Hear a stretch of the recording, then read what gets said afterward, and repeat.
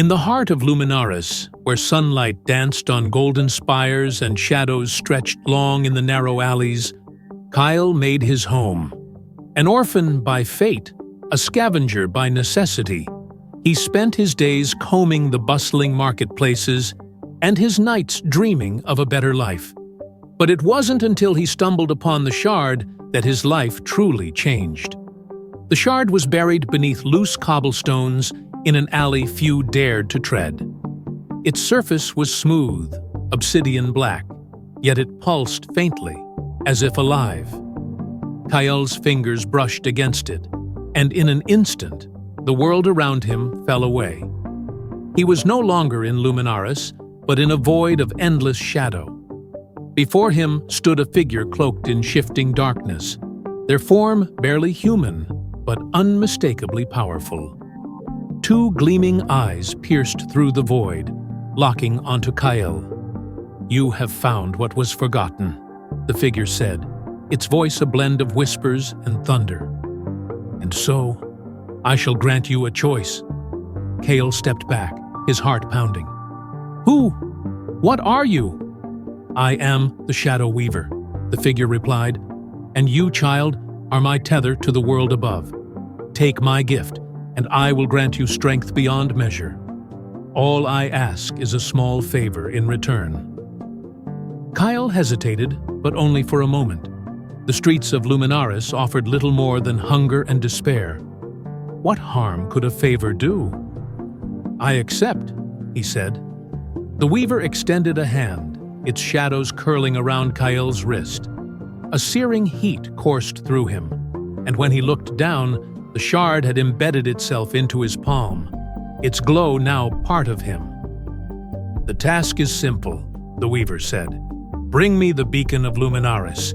It resides in the high tower. Return it to me, and your reward will be eternal." Before Kael could respond, the shadows receded, and he was back in the alley. The high tower was the heart of Luminaris, a place of beauty and light where only the most powerful sorcerers could tread. Kael, with no magic of his own, had always been forbidden from entering. But now, the shard pulsing in his palm granted him abilities he could scarcely believe. He could move unnoticed, his footsteps silent as the shadows cloaked him. He could see through walls, sense the presence of others. The power was intoxicating, and for the first time, Kael felt like more than just a scavenger. Reaching the beacon was easier than he imagined.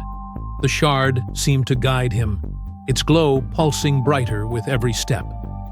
When he finally stood before the beacon, a crystalline orb radiating golden light, he hesitated.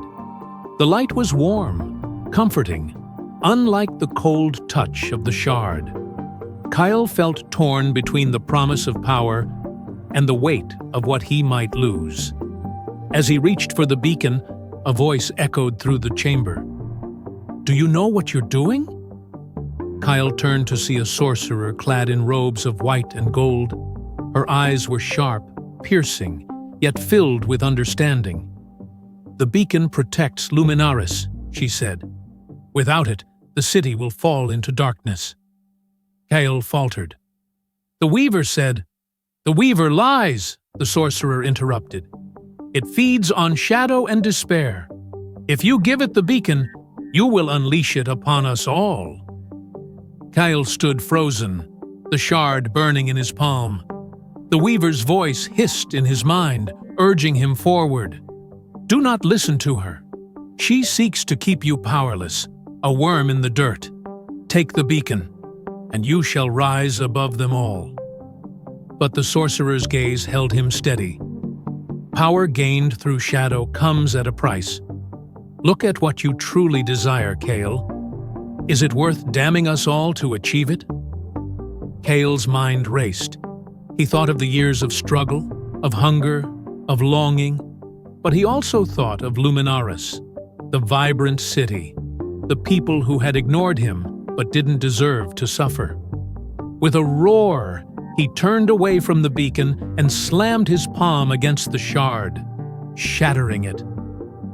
The Shadow Weaver screamed, its voice reverberating through the chamber as the shadows around Kael unraveled. The light of the beacon surged, banishing the darkness, and Kael collapsed to the ground. When he awoke, the sorcerer was kneeling beside him. "You chose wisely," she said, her voice soft. Kael looked at his hand, now free of the shard, and felt a strange sense of peace. He had given up power, but in doing so, he had saved something greater.